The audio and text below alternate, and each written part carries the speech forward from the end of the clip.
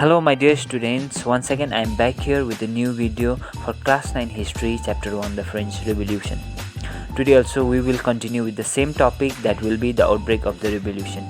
In the last class we knew that after boycotting States General meeting, the people from third states or the representatives from third state formed National Assembly, and after forming the National Assembly they swore to draft a constitution for France, and that constitution will not only provide them equal opportunities and rights and freedoms in the society, but it would also limit the power of the king.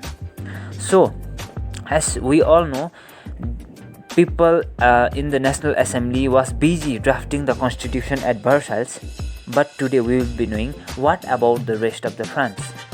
What is going on out there in the society in rest of the France. So that is our today's topic. While the National Assembly was busy drafting the constitution at Versailles, the rest of the France was in turmoil. It means the rest of the France was in unrest, or we can say the situation was bad, or a crisis was there in the rest of the France.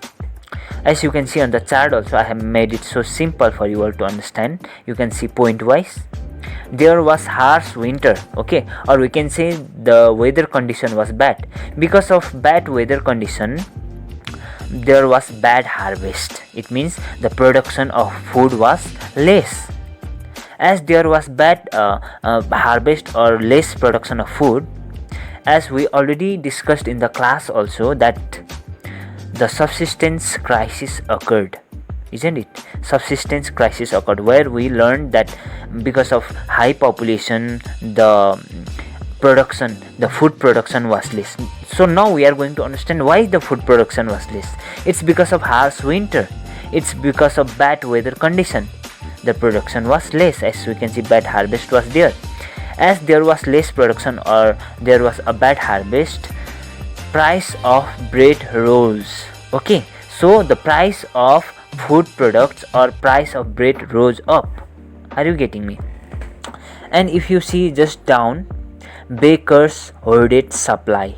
It means bakers, whoever was there in the bakery shop, okay, they are hoarding supply. It means they are hiding the supply of food products. And there was a long line, okay, of the people for who came to the bakery to buy food products. As they are not getting the food products or they are not getting the bread, what happened? Agitation. Okay, so women and the people out there in the bakery shop, they were agitated and they destroyed the shops. So you can see the situation. When people agitated and destroyed the shop, some kind of bad situation was created out there in the country. So we can say the crisis occurred in the country. So looking after this, what king did is, king ordered the troops to go to Paris, okay, and control the situation out there. But what happened? When people heard that king ordered the troops to come to the Paris, they heard some rumors, isn't it? They heard the rumors. As you all can relate this particular point with the point or the knowledge which you learned in the beginning of this particular chapter. You learned, no, before the starting of this chapter, you learned that on 14th of July 1789, king ordered the troops to move to the city of Paris, and people heard the rumors that the troops were ordered to kill the citizen or the people in the city. So that rumors were heard by the people. So that is why people were agitated, okay, and they destroyed the Bastille fort. So that was the main thing which we heard in the beginning of the chapter. But today I think you people are clear that king ordered the troops to move to the city to control the situation where crisis was occurred, where people were agitated, okay, where people was angry because they were not getting the food items sufficiently. Okay, so I think today you people got clear.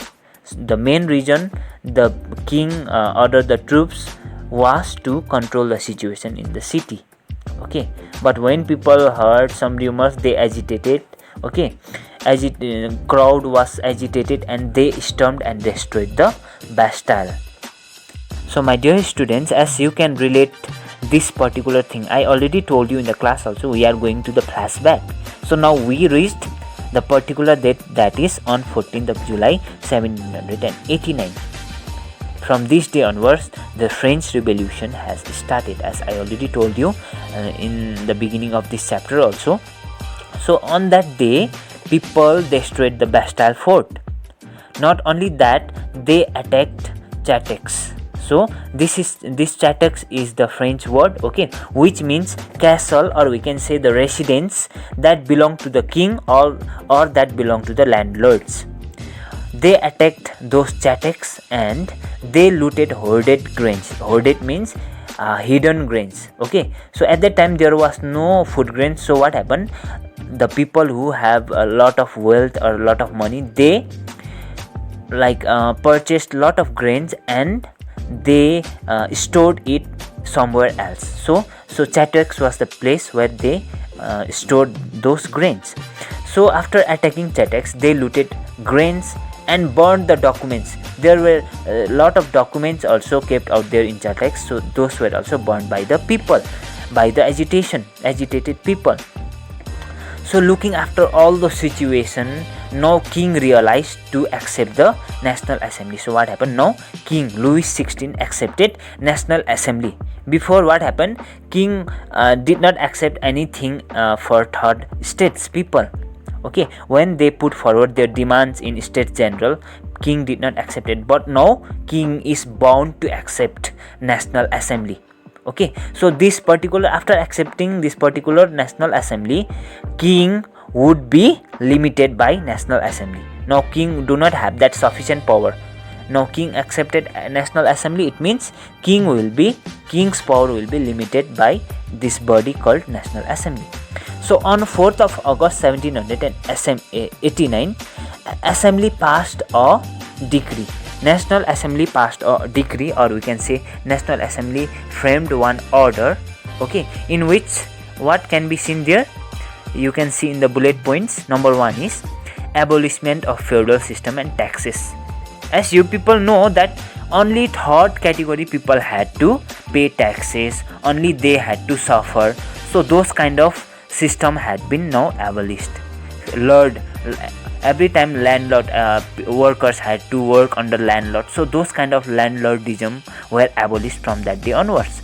And number 2, you can see tithis was abolished. Maybe you people know what is tithi.